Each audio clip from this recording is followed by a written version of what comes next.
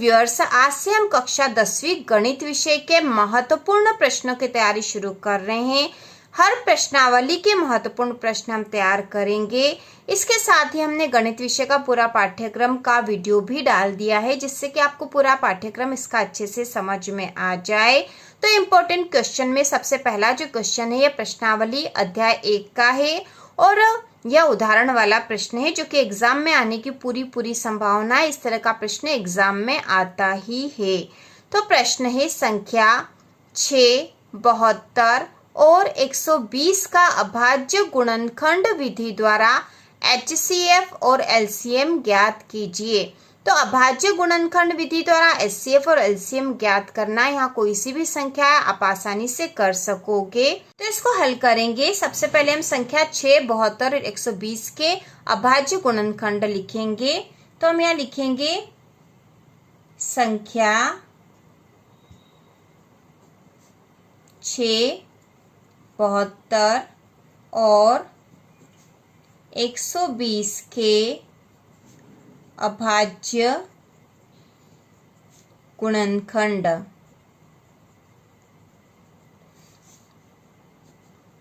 सबसे पहले हम 6 का निकालेंगे।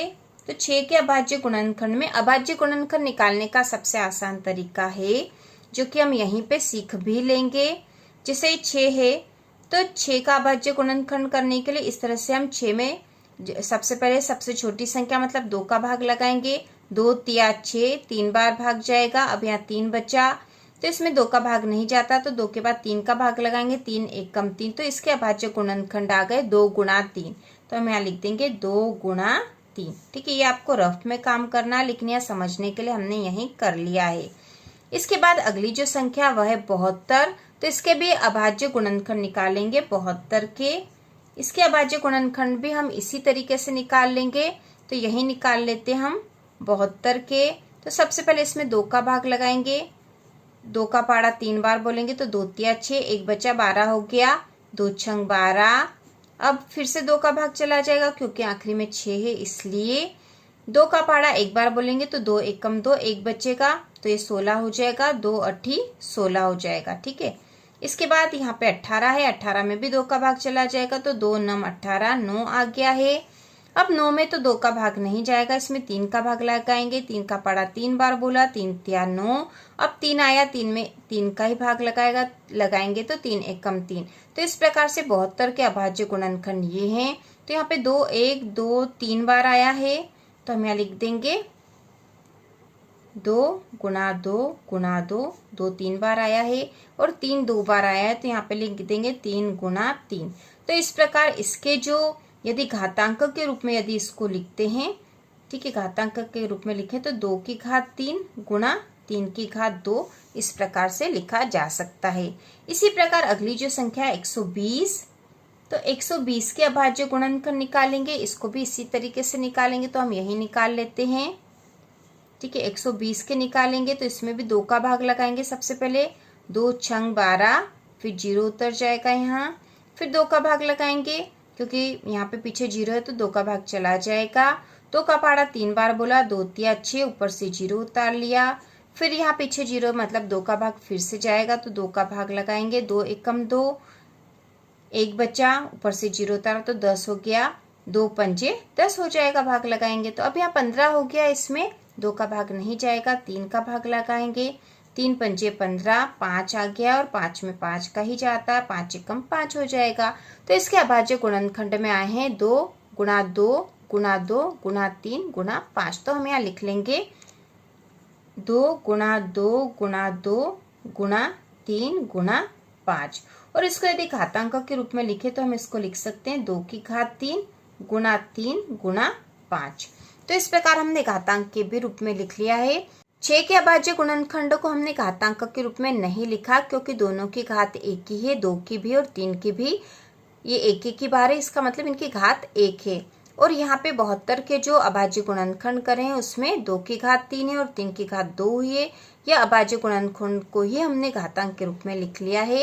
यहाँ पे भी जो अभाज्य गुणनखंड है उसको घातांक के रूप में भी हमने लिख लिया है, क्योंकि यहाँ 2 की घात 3 है, क्योंकि 2 3 बार है और 3 एक ही बार है और 5 भी एक ही बार है। अब हमें यहाँ पे अभाज्य गुणनखंड विधि से HCF और LCM निकालना है।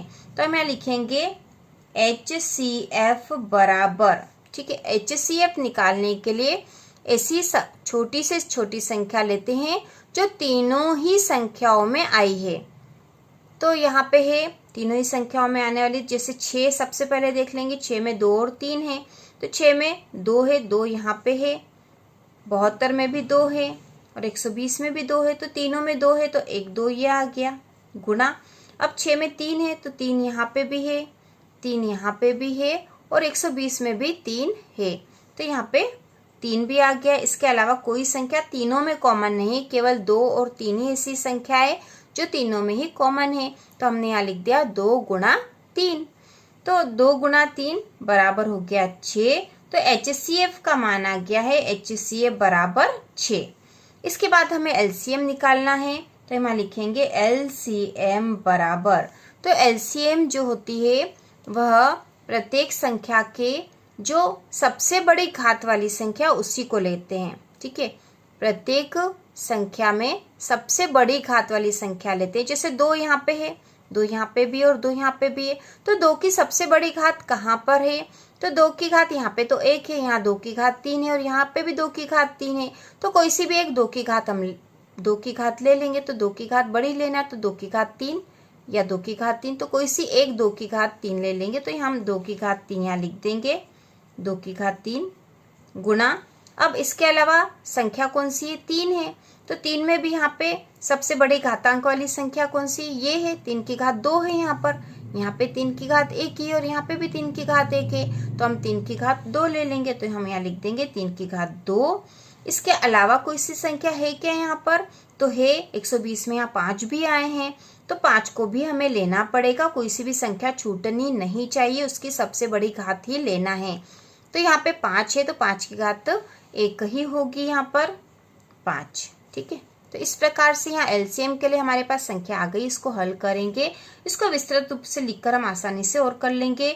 2 की घात 3 है, मतलब 2 गुणा 2 गुणा 2 गुना 3 की घात 2 है, मतलब 3 गुणा 3 और गुणा 5 आ जाएगा। आप ऐसे भी कर सकते हो। तो 2 का गुणा करेंगे, 2 दूना 4 और 4 दूना 8, 8 हो गया। इसके बाद 3 का गुणा 3 में करा, तो 3 तिया 9 गुणा 5। अब इसको और हल कर लेंगे, तो 8 का गुणा 9 में करा, तो 8 9 72 गुणा 5। 5 का गुणा 72 में कर देंगे, तो 5 दूना 10 की 0, आसिल का 1, 5 7 35 और 1 36। तो इस प्रकार से LCM आया है 360। इस प्रकार LCM आ गया 360। अब यहाँ आंसर हम लिख देंगे HCF बराबर 6, LCM बराबर 360। तो इस प्रकार यह विधि है HCF और LCM निकालने की। HCF निकालने के लिए हम जो कॉमन संख्या है, जैसे हम यहाँ 3 संख्याओं के HCF और LCM निकाल रहे थे, तो तीनों ही संख्याओं में जो कॉमन संख्याएं हैं उनको लेके हम HCF निकाल लेते हैं, वह तीनों में होनी चाहिए। उसी प्रकार LCM निकालने के लिए तीनों ही संख्याओं की सबसे बड़ी घात वाली संख्या ही लेते हैं। जैसे जो तीनों में कॉमन है उसमें भी सबसे बड़ी घात वाली, और किसी एक संख्या में हो उसकी भी बड़ी घात वाली संख्या ही ली जाएगी। जैसे 2 की घात 3 सबसे बड़ी घातांक थी, 3 की घात 2 सबसे बड़ा घातांक था और 5 भी सबसे बड़ा घातांक है, क्योंकि 5 एक ही था और फिर उनका गुणा कर दिया। तो LCM आ गया हमारे पास 360 और HCF आया है 6। तो इस प्रकार से हम गणित विषय के केवल महत्वपूर्ण प्रश्न पर ही पूरा ध्यान रखेंगे। एग्जाम के मान से त्रैमासिक, अर्धवार्षिक और मुख्य रूप से वार्षिक परीक्षा की तैयारी हम करने वाले हैं। हर प्रश्नावली के महत्वपूर्ण प्रश्न हम हल करेंगे। तो ये गणित के जो वीडियो आप देखते रहिए, जिससे कि आपकी गणित विषय की पूरी तैयारी हो जाए। आप कॉपी में भी नोट कर लीजिए। यदि आपको कुछ समझ में नहीं आता तो कमेंट करके आप पूछ सकते हो।